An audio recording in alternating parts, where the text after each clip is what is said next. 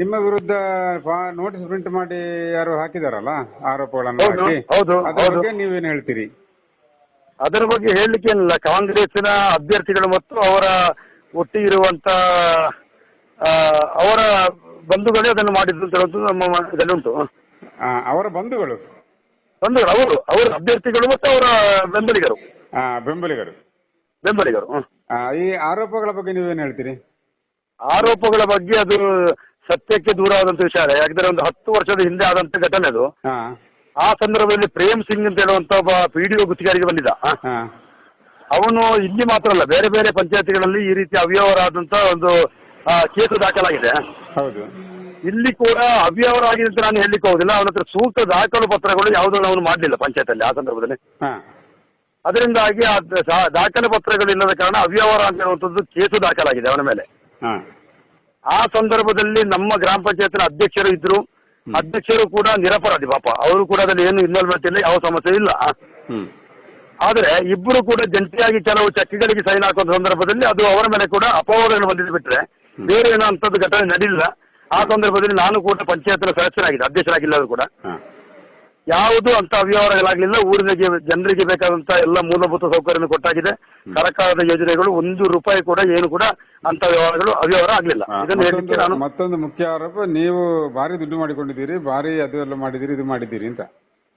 ಅದರ ಬಗ್ಗೆ ನಾನು ಗ್ರಾಮ ಪಂಚಾಯತ್ನ ಸದಸ್ಯನಾಗಲಿಕ್ಕೆ ಮೊದಲು ಸುಮಾರು 10-15 ವರ್ಷಗಳ ಕಾಲ ಇಡೀ ಕೃಷಿ ಚಟುವಟಿಕೆಯನ್ನು ನನ್ನ ಗ್ರಾಮವನ್ನು ಬಿಟ್ಟು ಬೇರೆ ಭಾಗಕ್ಕೆ ಹೋಗಿ 5 ಎಕರೆ ಜಾಗದಲ್ಲಿ ಸುಮಾರು 3 ವರ್ಷಗಳ ಕಾಲ ನೇಂದ್ರ, ಮರಗೆಲಸು ಮತ್ತು ಅಲಸಂದೆಯನ್ನು ಮಾಡಿ ನಾನು ಸಂಪಾದನೆ ಪ್ರಾರಂಭದ ದಿನದಲ್ಲಿ ಮಾಡಿದ್ದು.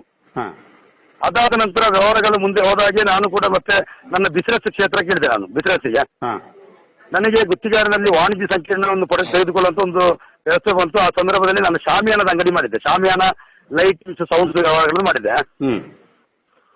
ಸಣ್ಣ ಪುಟ್ಟ ಕಾಂಕ್ರೀಟ್ ಕೆಲಸಗಳನ್ನು ಕೂಡ ಪ್ರಾರಂಭದ ದಿನಗಳಲ್ಲಿ ಮಾಡ್ತಾ ಇದ್ದೆ.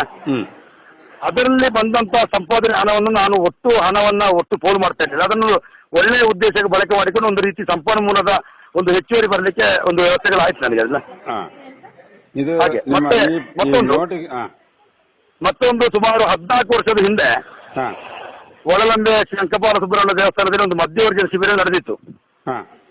ಅದರಲ್ಲಿ ನೇತೃತ್ವ ತಗೊಂಡು ನಾನು ಮತ್ತು ನಮ್ಮ ಸಂಘಟಕರನ್ನು ಒಟ್ಟು ಸೇರಿ ಆ ಒಂದು ಕಾರ್ಯವನ್ನು ಯಶಸ್ವಿ ಮಾಡಿದ ನಂತರ ಮದ್ಯ ವ್ಯಸನಿಗಳು ಯಾರಿದ್ರು ಅವರಿಗೆ ನಾನು ಹೇಳಬೇಕಾದ್ರೆ ನಾನು ಕೂಡ ಮದ್ಯ ವ್ಯಸನದಿಂದ ದೂರ ಆಗಬೇಕು ಅನ್ನುವಂಥ ಒಂದು ವ್ಯವಸ್ಥೆಗೆ ಬಂದು 15 ವರ್ಷಗಳಿಂದ ಸಂಪೂರ್ಣವಾಗಿ ಅದನ್ನು ಮದ್ಯ ಮುಕ್ತ ಮಾಡಿದ ಕಾರಣ ನನಗೊಂದಷ್ಟು ಆರ್ಥಿಕವಾಗಿ ನನಗೆ ಸದೃಢಗೊಳ್ಳಲಿಕ್ಕೆ ಸಾಧ್ಯ ಆಯಿತು. ಹಾಗಾಗಿ ನಾನು ಇವತ್ತು ಎಲ್ಲ ಕ್ಷೇತ್ರ, ಇವತ್ತು ಕೃಷಿ, ಇವತ್ತು ಕೂಡ ನಾನು ರಾತ್ರಿ 12 ಗಂಟೆ ತನಕ ನನ್ನ ಕೃಷಿ ಚಟುವಟಿಕೆಗೆ ಹೊರಗಿನ ಕೆಲಸವನ್ನು ಬಿಟ್ಟು ಬಂದ ನಂತರ ಕೂಡ ನಾನು ವ್ಯವಸ್ಥೆಗಳನ್ನ ಮಾಡ್ತಾ ಇದ್ದೇನೆ. ಮತ್ತೊಂದು ವಿಷಯ, ಗ್ರಾಮ ಭಾರತ್ ತಂಡದವರು ನಿಮ್ಮ ಮುಗ್ರಾ ವ್ಯಾಪ್ತಿಯಲ್ಲಿ ಕಂಟೆಸ್ಟ್ ಮಾಡ್ತಿದ್ದಾರೆ. ಹೌದು. ಅಲ್ಲಿಯ ಮೂಲಭೂತ ಚಟುವಟಿಕೆ ಇದಕ್ಕೆ ಸೌಲಭ್ಯವನ್ನು ನೀವು ಮತ್ತು ಶಾಸಕರು ಸೇರಿ ಅದನ್ನು ಫುಲ್ಫಿಲ್ ಮಾಡಲಿಲ್ಲ ಅನ್ನುವಂಥ ಒಂದು ಕಾರಣಕ್ಕೆ ಬೇಕಾಗಿ ಅವರೀಗ ಸ್ಪರ್ಧೆ ಮಾಡ್ತಿದ್ದಾರೆ. ಬೇಡಿಕೆ ಇಟ್ಟಿದ್ದಾರೆ. ಅವರು ಸೇತುವೆ ಬೇಡಿಕೆಗಳನ್ನು ಇಟ್ಟಿದ್ದಾರೆ, ರಸ್ತೆ ಮತ್ತು ಸೇತುವೆ. ನೀವೇನು ಹೇಳ್ತೀರಿ? ಅದು ಬಹಳ ಉತ್ತಮವಾದಂತ ಒಂದು ಪ್ರಶ್ನೆ. ಯಾಕಂದ್ರೆ ಮೊಗ್ರಾ ಮತ್ತು ಕಬಿಲ ಭಾಗದಲ್ಲಿ ಶಾಸಕರು, ನಾನು ಮತ್ತು ಮಾನ್ಯ ಸಂಸದರ ಮುಖಾಂತರ ಬಹಳಷ್ಟು ಯೋಜನೆಗಳನ್ನ ಅನುಷ್ಠಾನ ಮಾಡಿದ್ದೇವೆ. ಆದ್ರೆ ಇನ್ನೂ ಕೂಡ ಆ ಭಾಗದಲ್ಲಿ ತುಂಬಾ ಕೆಲಸ ಕಾರ್ಯಗಳು ಆಗಲಿಕ್ಕೆ ಬಾಕಿ ಇದೆ.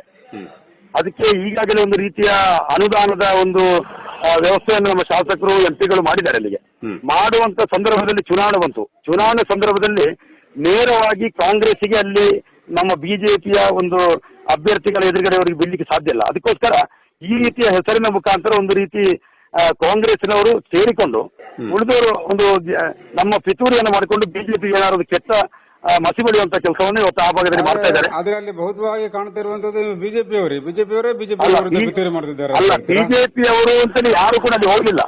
ನಮ್ಮೊಟ್ಟಿಗೆ ಬಿಜೆಪಿ ಅವರು ಹೇಳಿದ್ರು ಕೂಡ ಈ ಹಿಂದೆ ಅವರೊಟ್ಟಿಗೆ ಹೋಗುವಂತವ್ರು ಯಾರು ಕೂಡ ನಮ್ಮೊಟ್ಟಿಗೆ ಪ್ರಚಾರಕ್ಕಾಗಲಿ ಕೆಲಸ ಮಾಡುವಂತ ಕಾರ್ಯಕರ್ತರು ಯಾರು ಕೂಡ ಅಲ್ಲಿಲ್ಲ. ಎಲ್ಲರೂ ಕೂಡ ನಮ್ಮೊಟ್ಟಿಗೆ ಕೆಲಸ ಮಾಡ್ತಾ ಇದ್ದಾರೆ. ಈಗಲೂ ಸುಮಾರು 40-50 ಜನ ಕಾರ್ಯಕರ್ತರು ಮನೆ ಭೇಟಿ ಮಾಡಿ ಅಲ್ಲಿ ಎಲ್ಲಾ ಕ್ಷೇತ್ರದಲ್ಲಿ ಕೂಡ ಬಿಜೆಪಿ ಗೆಲ್ಲುವಂತ ಎಲ್ಲ ಸಾಧ್ಯತೆಗಳುಂಟು. ಆ ರೀತಿಯ ಮತದಾರರ ಹೊರಗಿನವರೇ ಹೋಗಿ ಪ್ರಚಾರ ಮಾಡ್ತಿದ್ದೀರಂತೆ, ಅಲ್ಲಿ ಆ ಕ್ಷೇತ್ರದವರು ಕಡಿಮೆ ಅಂತೆ?